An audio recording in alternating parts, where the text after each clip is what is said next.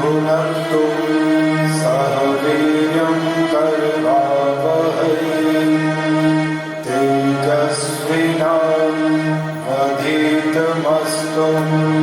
मा विद्विषावहै। ॐ नमः शम्भवाय च मयोभवाय च नमः शङ्कराय च समयस्कराय च नमः शिवाय च शिवतराय च। ॐ शान्ति शान्ति शान्ति।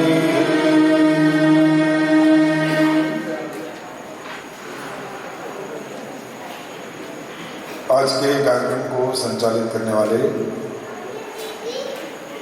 भाई अजय जी, समाधानी नंदवानी जी, उपस्थित पूजा मातृशक्ति भद्र पुरुषों, और आगे शब्द बोल नहीं पाऊंगा क्योंकि दिखाई नहीं दे रहे। बोलना ही चाहता था प्यारे बच्चों। जब हम ऐसे आयोजन करते हैं तो बच्चों का रुझान जिस तरफ होता है उनको मनोरंजन ज्यादा पसंद है। आध्यात्मिक क्षेत्र में उनको खींचकर लाना मजाक नहीं है, बहुत मुश्किल काम है। हमने सुना होगा, हम बहुत प्रवचन सुनते रहते हैं, एक श्रेय मार्ग होता है और एक प्रेय मार्ग होता है। हम और आप तो शायद श्रेय मार्ग के पथिक कहला सकते हैं, लेकिन बच्चे जो हैं वो प्रेय मार्ग के पथिक हैं। प्रेय मार्ग का मतलब जो प्रिय लगता है, जो अच्छा लगता है।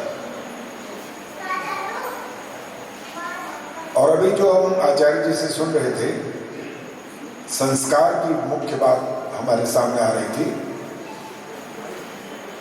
संस्कार देने का जो समय है, उन्होंने कहा था जब मां के गर्भ में वो बालक या बालिका होती है।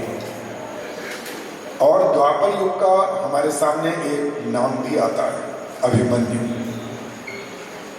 और उसको जो वहां पर सिखा दिया गया था माता के सुनने पर, सुनाया था अर्जुन ने। लेकिन माता सुन रही थी तो आत्मसात होता रहा। जब माता को नींद आ गई, कहते हैं, वहां वो ज्ञान रुक गया। तो आजकल जैसा ये युग चल रहा है, इस युग में इस प्रकार के संस्कार देने की जो बात आती है वो बहुत कठिन हो गई। महर्षि दयानंद ने पंच महायज्ञ करने का आपको संदेश या आदेश दे रखा है कि आप सबसे पहले सुबह उठ करके ब्रह्म यज्ञ करें। बच्चा तो कहता है ब्रह्म, कौन सा ब्रह्म, ऐसा ब्रह्म, ब्रह्म यज्ञ कैसे करूं? मुझे तो समझ नहीं आता ब्रह्म यज्ञ क्या होता है। और जो हम आर्य कहलाते हैं या आर्य समाजी कहलाते हैं या प्रबुद्ध ज्ञान वाले भी अपने आप को मानते हैं, तो हम भी कहीं कहीं पर पूरी बात को समझने में थोड़ा सा संकोच कर देते हैं। ब्रह्मयज्ञ का मतलब केवल मात्र संध्या करना नहीं था। ब्रह्मयज्ञ का मतलब था वेदों का स्वाध्याय और संध्या दोनों का। और इस बात से एक बात प्रामाणिक हो जाती है कि हम आस्तिक हैं, तभी संध्या कर रहे हैं और वेदों का स्वाध्याय कर रहे हैं। और यदि हम ये सब नहीं कर रहे हैं तो ये इसका उल्टा समझना चाहिए। फिर हम क्या है? हम नास्तिक हैं, इसका मतलब। कहने को हम अपने नाम के साथ आर्य बेशक लिखें, लेकिन यदि इन पंच महायज्ञों को हम नहीं करते, मैंने एक अभी नाम बोला है ब्रह्म यज्ञ, इसके बाद है देव यज्ञ। देव यज्ञ माने जितने भी देवता हैं, आप 33 करोड़ की बात करते हैं, पता नहीं किसी ने गिने कि नहीं गिने, कैसे गिनेगा, कहाँ जाएगा, कैसे ढूंढेगा, कैसे उनको वो उनका एक तरह से पूजन करेगा, नहीं कर सकता, ढूंढ ही नहीं सकता, पूजन कहाँ से करेगा। इसलिए वो 33 करोड़ जो कहा गया वास्तव में 33 कोटि है। कोटि, कोटि माने प्रकार, और उन सब का भी एक है सबसे बड़ा मुख्य प्रतिनिधि। आचार्य जी ने भी बार बार वो शब्द का प्रयोग किया था। गलाएंगे ना, किसी पदार्थ को गलाएंगे तो अग्नि के पास ले जाएंगे, गल जाएगा। तो इन सब देवताओं का जो मुख है, मूल रूप में वो उसका नाम भी अग्नि है, देवीय चीज जिसको आप कहते हैं। इसका आपने आधान किया, सामग्री और घी की आहुतियां डाली, तो समझ लो सब देवताओं का पूजन आपने कर दिया। फिर उसके बाद है तीसरा जो आजकल दुनिया कर रही है, नाम पितृयज्ञ है, और वो उसका अर्थ ये बना करके बैठ गई दुनिया कि श्राद्ध करना है। पूछा गया किसका? मैंने कहा अपने पितरों का। कहाँ है?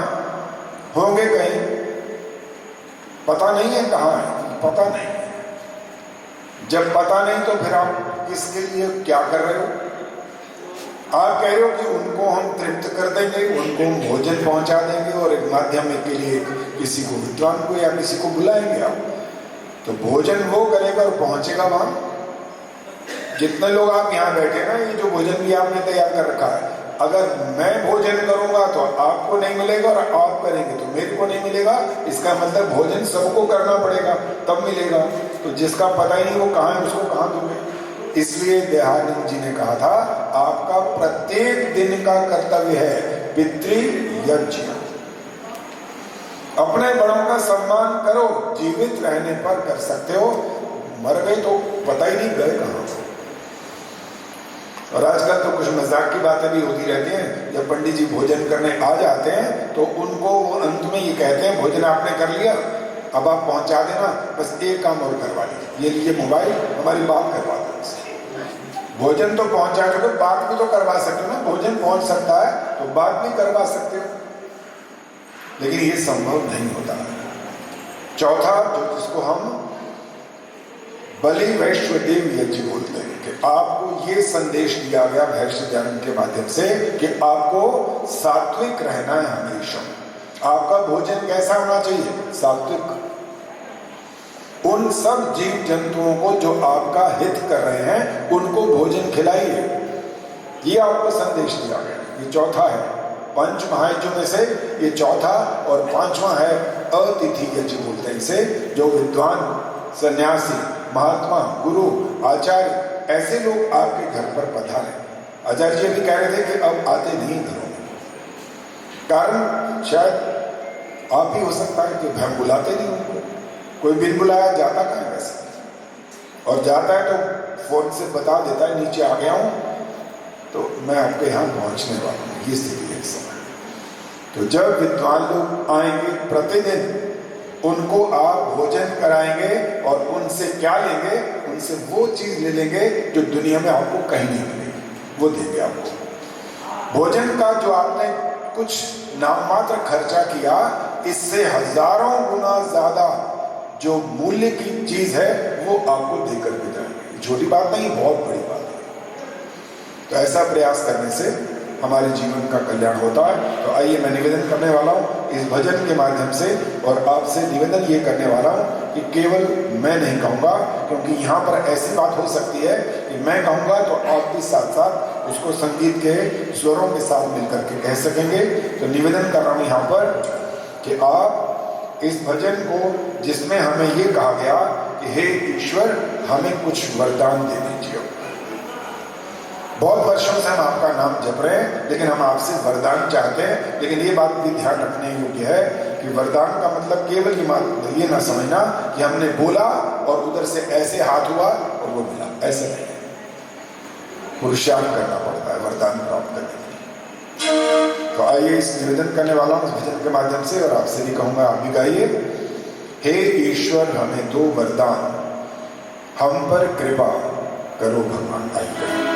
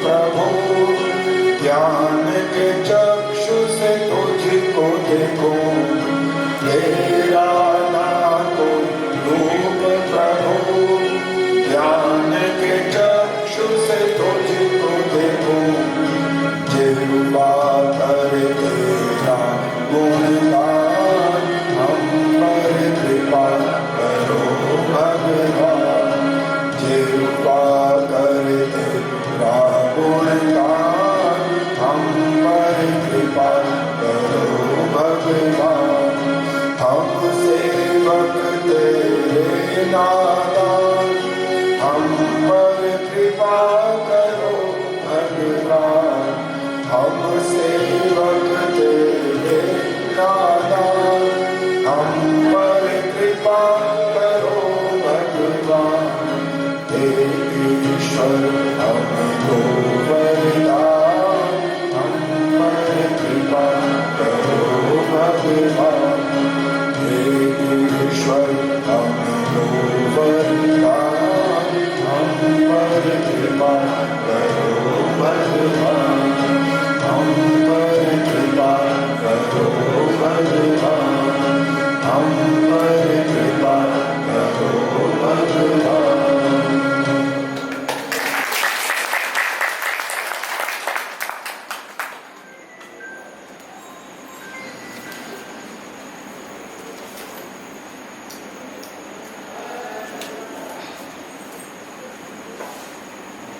हम पर ईश्वर कृपा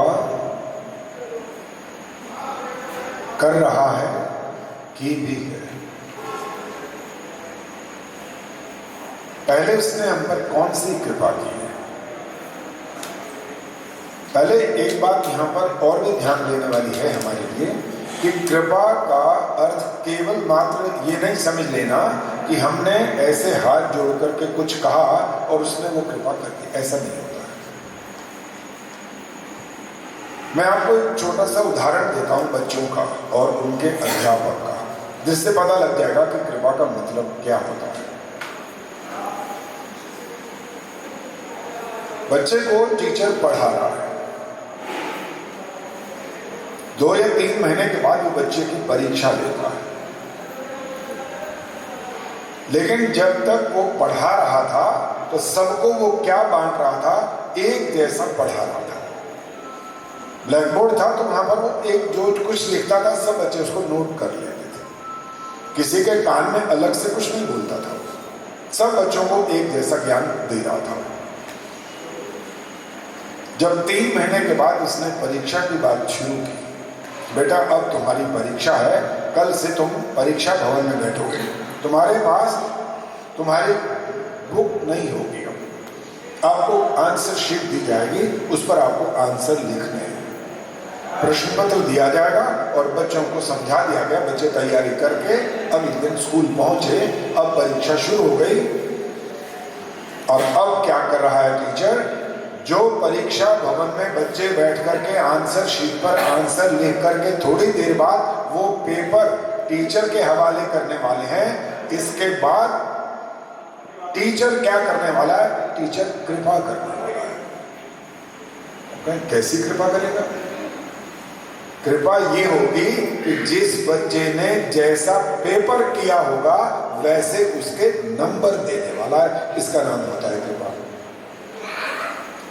इसका नाम कृपा नहीं होता कि आपने जैसे सबको एक जैसा पढ़ा दिया था और सबको एक जैसे नंबर बांट दिए, ये कृपा नहीं होता। तो ईश्वर की कृपा ये है हम पर जो हुई है अब तक, वो ये हुई है कि आप मनुष्य बनाए गए, ये कृपा है।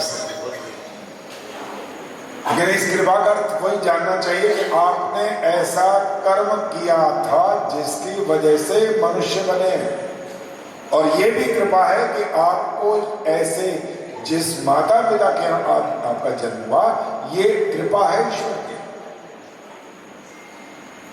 गुणवान, विद्वान, धनवान ऐसे योग्य माता पिता जब हमको मिलते हैं तो ये कृपा है कि उस आत्मा ने ऐसे अच्छे शुभ कर्म किए जिसकी वजह से उसको ये सारे के सारे साधन मिले।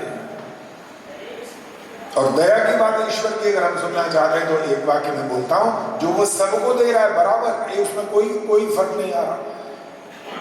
क्या बराबर दे रहा है वो? 2 आंखें, गरीब को भी अमीर को भी। 4 तो नहीं उसको भी 2 ही आंखें, 2 हाथ दिए। तो जो सबको बराबर बांट दिया जाता है उसका नाम दया होता है, और जो करने के उपरांत मिलता है उसका नाम कृपा हो जाता है। इतना ही होता है। तालियां बजा सकते हैं आप। तो आप यदि उसकी कृपा के पात्र बनना चाहें, भजन में तो बहुत बार हमने कहा है, बहुत बार कहा, ऐसी कृपा करो भगवान। तो जो आप बोल रहे थे, क्या मानवता की जो आप सेवा करेंगे ना, तो फिर आप पर वो कृपा करेगा। अगर आप करेंगे नहीं तो आप फिर पाएंगे कैसे? इसलिए करना पहले है, पाना बाद में। और ये हमारा सौभाग्य मैं मानता हूं कि जो यहां पर बैठकर और अपने घर पर भी, यहां भी सत्संग है और घर पर भी सत्संग, श्रेष्ठ जो वचन आपने सुने उनका आप चिंतन करते हैं, मनन करते हैं, इन पंच महायज्ञों को अपने जीवन में धारण करते हैं और उनका पालन करते हैं, तो वो भी आप सत्संग से जुड़े रहते हैं। ये सब समझाने वाले कौन है? क्योंकि यहां पर बैठ करके जब आप वैदिक सत्संग की बात करते हैं और महर्षि दयानंद का नाम ना आए, ये संभव नहीं है। बिल्कुल निश्चित रूप से नाम तो आएगा, क्योंकि उनके ही तो शिष्य हैं। उन्होंने तो वैदिक ज्ञान को हमारे सामने ठीक ढंग से प्रस्तुत किया है। जो वेदों के मंत्रों के अर्थ उन्होंने कहे, वो हमारे जीवन का मार्गदर्शक बन गए। वेदों का अर्थ करने वाले एक नहीं, बहुत थे। कुछ को नाम आपको भी शायद याद होंगे। कुवट है, महीधर है, मैक्स मूलर है, सायन है। इन विद्वानों ने भी वेदों के मंत्रों के अर्थ किए हैं, लेकिन अर्थ क्या कर दिया देखिए, आप हैरान हो जाएंगे कि अर्थ होता क्या है वास्तव में, जो स्वामी दयानंद ने बताया और उन्होंने क्या अर्थ कर दिया। बचपन में मैंने सुना था, जब आचार्य जी ने बचपन की बात सुनाई, छोटे थे तो कुत्ते ने काट लिया था। बचपन में हमने भी सुना था, हंसी मजाक करते हुए बच्चे आपस में बात करते थे, कहते थे कि भाई ये जब भूचाल आता है ना, पता है ये क्या होता है, कैसे होता है? हमने कहा हमें तो नहीं पता भाई। कहना मैंने सुन रखा है किसी से। सुना? क्या क्या सुना हुआ है? ये सुना हुआ है वो बैल के सींगों पर धरती टिकी हुई है, और वो जब भूचाल आता है ना, वो एक सींग से दूसरे सींग पर जब धरती को लाता है ना, ये भूचाल आता है। उस समय तो इतनी अकल नहीं थी इसका प्रश्न करने की, लेकिन जैसे जैसे स्वाध्याय किया तब प्रश्न सामने खड़ा हो गया। बेटे अब जवाब दे। उससे ये पूछा, ये बता ऐसा बैल कहाँ है और खुद कहाँ है? खुद इतनी बड़ी धरती को उसने संभाल रखा है। 4 अरब 32 करोड़ साल तक धरती चलेगी, रहेगी, अर्थात बनी रहेगी।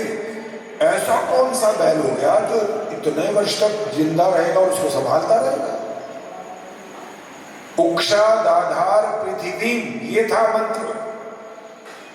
उक्षा माने बैल होता है, कोई गलत बात नहीं है इसमें, लेकिन उक्षा दाधार पृथ्वी का अर्थ बैल ने धरती को धारण कर रखा है नहीं होता। इसका अर्थ होता है उक्षा माने सूर्य,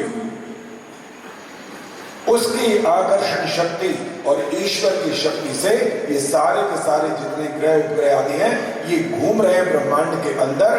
वो उसके आधार पर है उक्षा दाधार पृथ्वी, न कि उक्षा माने बैल के आधार पर। और एक शब्द और भी ऐसा ही अर्थ किया गया, शेष आधारा पृथ्वी। शेष के आधार पृथ्वी। शेष माने क्या अर्थ निकाल दिया? शेष नाग। शेष के नाग पर पृथ्वी न।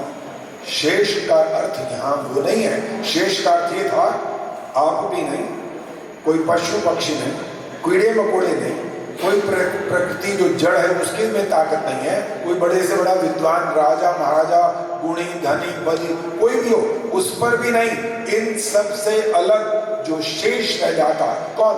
ईश्वर। शेषाधारा पृथ्वी, उस शेष के आधार ये पृथ्वी है, अर्थात सारा का सारा ब्रह्मांड किसके आधार पर है? ईश्वर के आधार। आपके मेरे आधार पर नहीं, हमारे और आपके आधार पर जो कुछ भी है ना वो इतना ऐसा है कि उसमें रोज छोटी ना छोटी कोई ना कोई गलती हो जाती है। लेकिन ईश्वर की इस व्यवस्था में कोई गलती ना हुई है और ना कभी होगी। क्यों? वो कैसा है? ओम पूर्णमदः पूर्णमिदं पूर्णात् पूर्णमुदच्यते। कैसा है वो? पूर्ण। उसमें कभी भी इतनी सी भी रत्ती भर भी कोई कमी या कोई दोष या छिद्र नहीं हो सकता।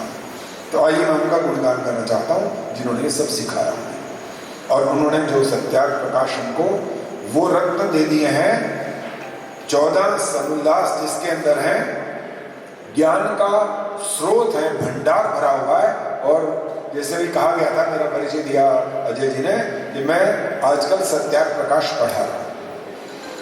ऑनलाइन ये कार्यक्रम चल रहा है और 3 वर्ष पूरे हो गए। 4था वर्ष 7 जुलाई को शुरू हो गया था और जैसे कहा कि शुद्ध मंत्रोच्चारण ये भी सिखा रहा हूं और केवल मात्र सिखाता नहीं हूं बल्कि उसके बाद परीक्षा देता हूं।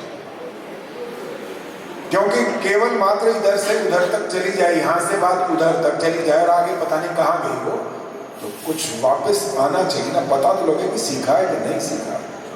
तो इसलिए ऐसा पुरुषार्थ हो रहा है जिससे लगभग 150 लोग इससे लाभ उठा रहे हैं, परीक्षा देते हैं बाकायदा। और उनको फिर उनका उत्साह बढ़ाने के लिए उनको उनके पेपर चेक करता हूं पहले, फिर उनको अंक दिए जाते हैं, फिर उनको प्रमाण पत्र दिए जाते हैं ताकि उनका भी उत्साह बढ़े और हमें भी पता लगे कि हमारा पुरुषार्थ सार्थक हो रहा है।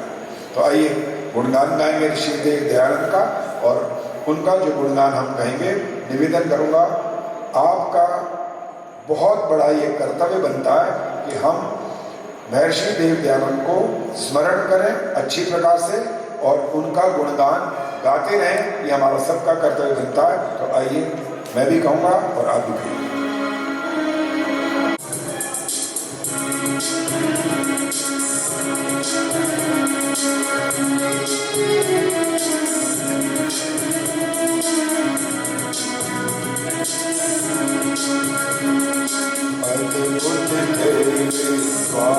दयानंद वेदों का प्रचार किया, वेदों का प्रचार किया।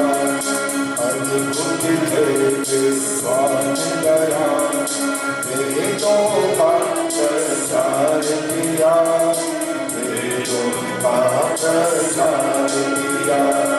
प्रातः संध्या हवन करे मानव को संदेश दिया, मानव को संदेश दिया। प्रातः संध्या हवन करे मानव को संदेश दिया, मानव को संदेश दिया।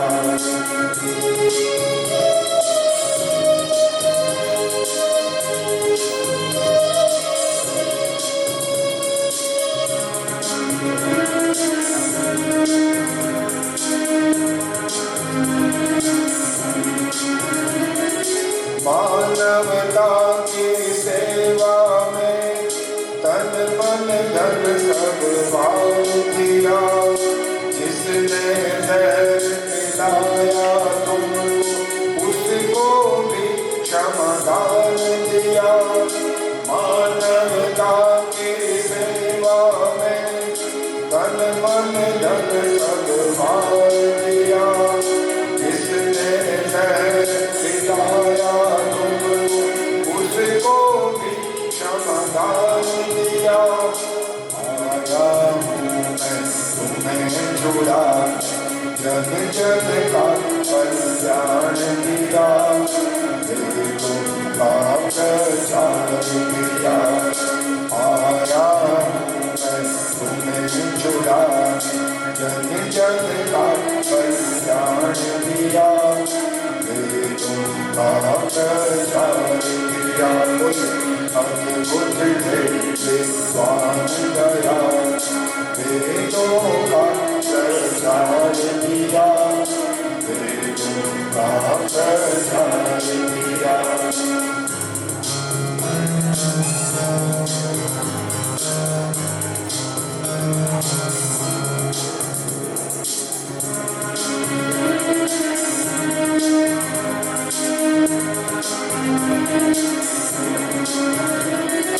पंच महायज्ञों की महिमा आकर जिसने समझाई जितने हैं ये मंत्र बताकर बोल सभी की बुलवाई पंच महायज्ञों की महिमा आकर जिसने समझाई जितने हैं ये मंत्र बताकर बोल सभी की बुलवाई संजीवानी ईश्वर की वेदों का सच्चा ज्ञान दिया वेदों का प्रचार किया संजीवानी ईश्वर की वेदों का सच्चा ज्ञान दिया वेदों का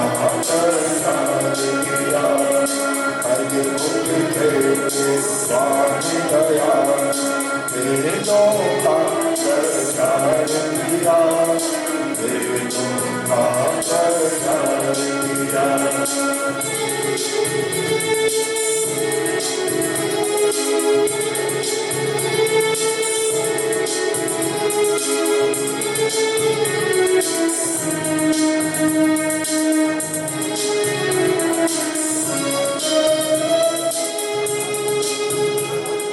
सृष्टि की रचना करता है प्रभु बिन किसी का सहयोग लिए सर्वशक्तिमान कहा जीवों पर उपकार किए सृष्टि की रचना करता है प्रभु बिन किसी का सहयोग लिए सर्वशक्तिमान कहा जीवों का उपकार किए कर्मों का फल देता सबको नहीं किसी को माफ किया वेदों का प्रचार किया कर्मों का फल देता सबको नहीं किसी को माफ किया वेदों का प्रचार किया अद्भुत विद्वान दया वेदों का प्रचार किया वेदों का प्रचार किया दाता संध्या हवन करे मानव को संदेश दिया मानव को संदेश दिया अद्भुत विद्वान दया वेदों का प्रचार किया वेदों का प्रचार किया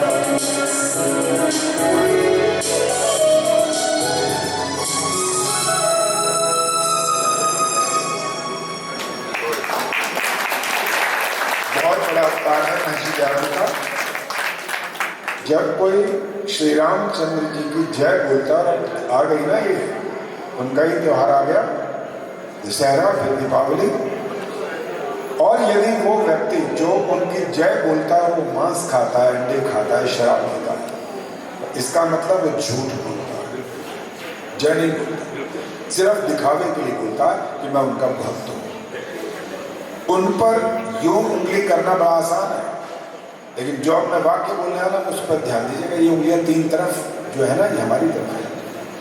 हम भी तो महर्षि दयानंद की जय बोलते हैं लेकिन क्या जो मैंने इस भजन में भी कहा पहले भी कहा पंच महायज्ञों की महिमा आकर जिसने समझाई क्या हम इन पंच महायज्ञों को करते हैं? यदि नहीं करते तो भी यूं कहना चाहिए कि जब ये बात समझ में आ जाए, कोई ऐसी बात कहे, समझाए, बताए, तो उसको हृदय से स्वीकार कर लेना चाहिए, क्योंकि आपके आर्य समाज के नियम के अंदर ये बात कही गई है, सत्य के ग्रहण करने और असत्य के छोड़ने में सर्वदा उद्यत रहना चाहिए। जब समझ आ जाए, सुबह का भूला शाम को आ जाए तो भूला नहीं कहलाता। तो यदि हमारी स्थिति ऐसी है कि हम अभी नहीं करते हैं, तो ये प्रारंभ करें। तो आपका ये जो सत्संग है, ये करना सार्थक होगा। इन्हीं शब्दों के साथ समय की सीमा तो बहुत आगे चली गई, लेकिन जितना समय मिला था मैंने तो इधर देखा भी नहीं, लेकिन फिर भी प्रयास किया। अगर कुछ अति कर गया हूँ तो मैं क्षमा चाहता हूँ। आप सभी का हृदय से आभार। भगवान परिवार का उन्होंने मुझे यहाँ तैयार करके सम्मानित किया और मुझे आपके बीच में आने का अवसर दिया। ओम शांति शांति शांति।